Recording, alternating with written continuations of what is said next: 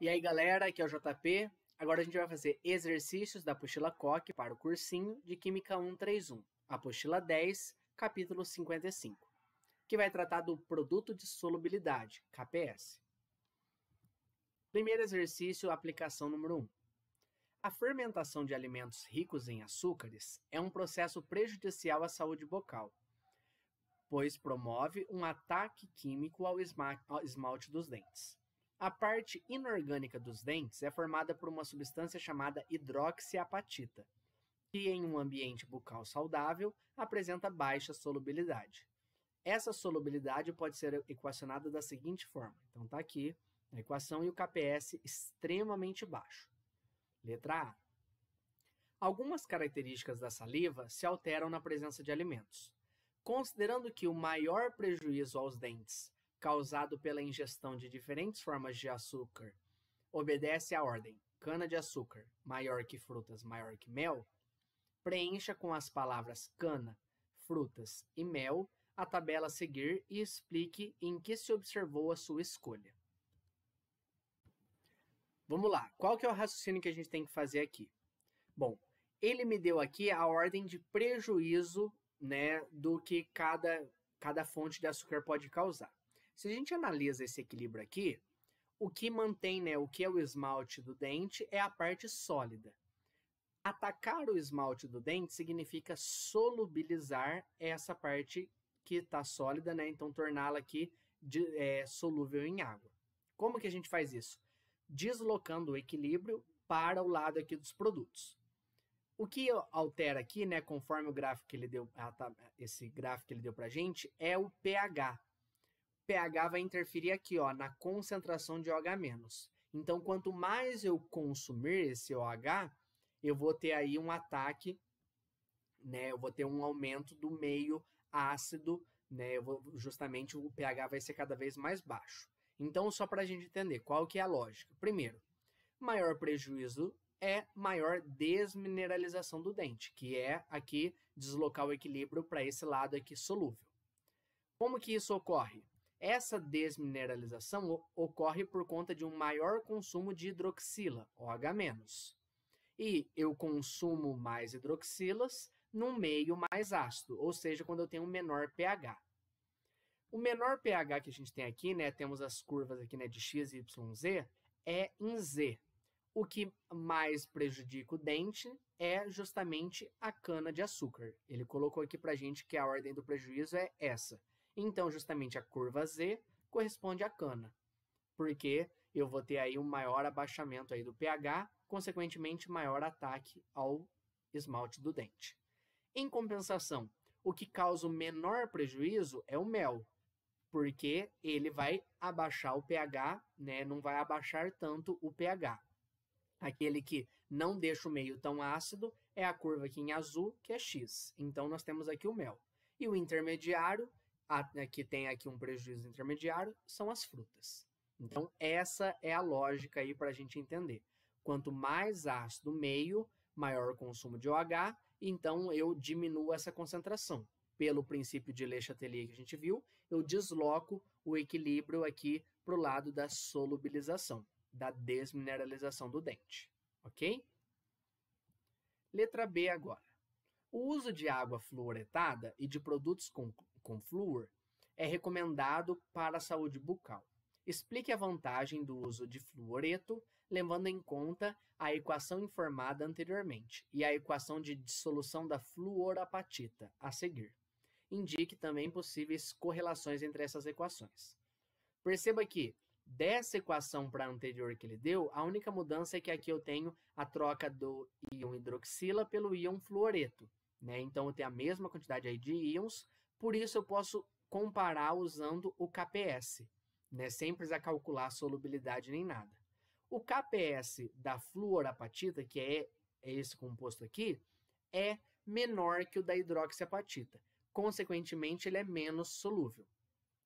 Quando eu tenho uma maior presença de íons fluoreto, que estão presentes na água fluoretada e nesses produtos com flúor, nós temos aí, eu aumento a concentração de fluoreto e eu desloco o equilíbrio para formar esse composto que é ainda mais insolúvel em água.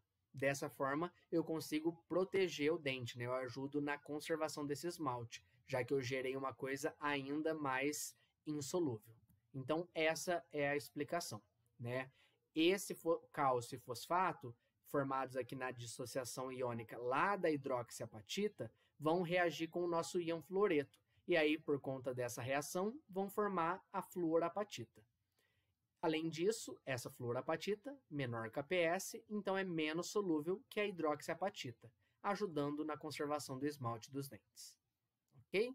Um exercício aí que envolve os conceitos de KPS, mas que a gente tem que fazer algumas correlações aí bem interessantes. Exercício 2 agora. Cálculo renal, também conhecido como pedra nos rins, são formações sólidas contendo várias espécies químicas, entre elas o fosfato de cálcio, que se acumula nos rins, causando enfermidades. Assinale a alternativa que contém a concentração dos íons Ca2+, em uma solução aquosa saturada de fosfato de cálcio. Então, ele quer a concentração de cálcio, ok? Considere que a temperatura seja constante e o produto de solubilidade KPS do fosfato de cálcio em água seja 1,08, 10 a menos 33. Vamos montar aqui o KPS para o fosfato de cálcio. Cuidado na hora de montar a fórmula dele, tá? Ele veio do ácido fosfórico e veio do hidróxido de cálcio. Então, a fórmula dele é Ca3PO4 2. Por quê? O Ca é 2+, o PO4, 3-. Regra da porteira aí na hora de montar a fórmula do nosso composto iônico. Em água, eu tenho a liberação de 3 íons cálcio e 2 íons fosfato. Montando o KPS, nós temos então aqui, né, a proporção 3S desse para 2S desse daqui.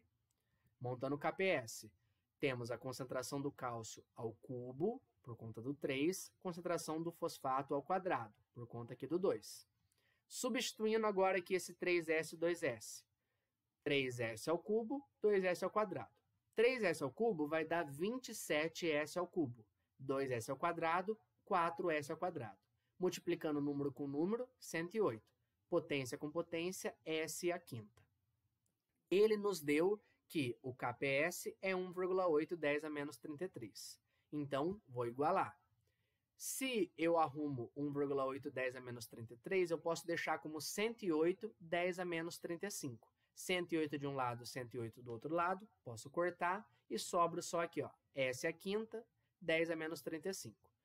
Passando aqui, né, resolvendo essa potência, o S vai ser 1, 10 a menos 7. Lembrando que, quando eu faço a raiz quinta, eu pego o expoente aqui e divido pelo índice do meu radical. Então, menos 35 por 5 dá menos 7. Agora, cuidado, tá? Porque ó, tem a resposta aqui, 1, 10 a menos 7. Mas ele quer a solubilidade, né, a concentração do cálcio. Concentração do cálcio não é S, são 3S. 3S, então tem que multiplicar esse número por 3. 3, 10 a menos 7 mol por litro. Tá aqui, alternativa A.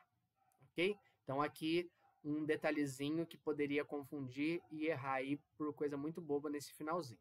Mas sem grandes problemas. Exercício 3 agora. Bem interessante também aí que vai mexer com solubilidade e pH. Quanto à precipitação do hidróxido férrico, deu o KPS aqui pra gente, né? Aliás, esse KPS é só 1, 10 a menos 36, tá? Não é 10 a menos 36. Faltou uma vírgula aqui, beleza?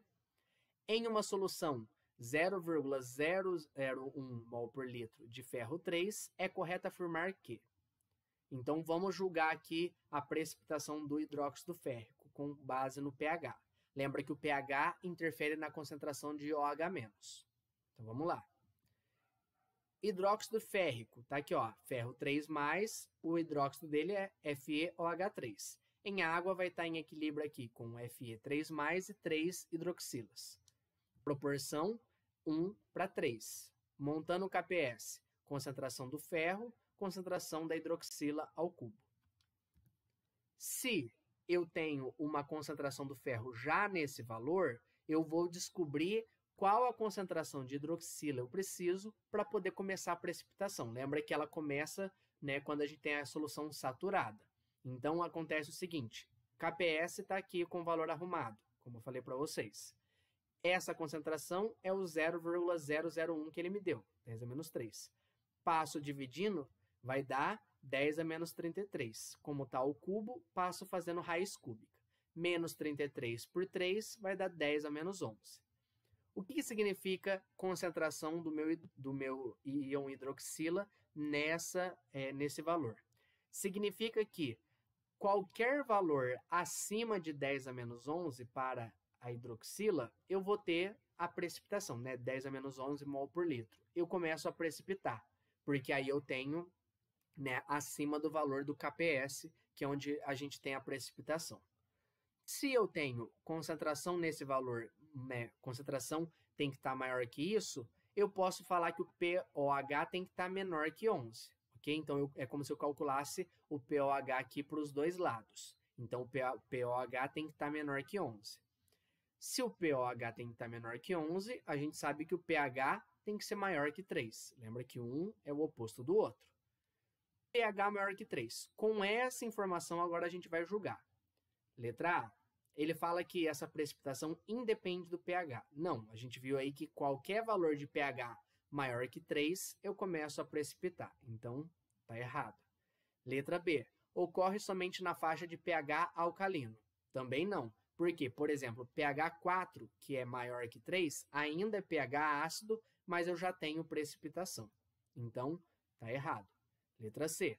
Ocorre somente na faixa de pH ácido. Não. Qualquer valor maior que 3, eu tenho precipitação. Então, por exemplo, pH 10 é básico, mas eu ainda tenho precipitação. Então, não é somente no pH ácido. Não ocorre para pH menor que 3. De fato, se eu tenho pH maior que 3 para poder ter essa concentração aí maior e poder precipitar, eu tenho aí que, de maneira contrária, ela não ocorre para pH menor que 3. E por fim, letra E, ocorre somente para pH maior ou igual a 12. Não, a gente viu que qualquer valor maior que 3 dá certo. Então, a alternativa D é a correta. É um exercício para a gente tomar cuidado, principalmente aqui nessa parte aqui de analisar pH, pOH, mas dá para fazer. Válido saber também calcular isso daqui, ok? Bom, a gente fecha aqui o nosso capítulo 55. Qualquer dúvida, estou à disposição. Até a próxima. Tchau, tchau.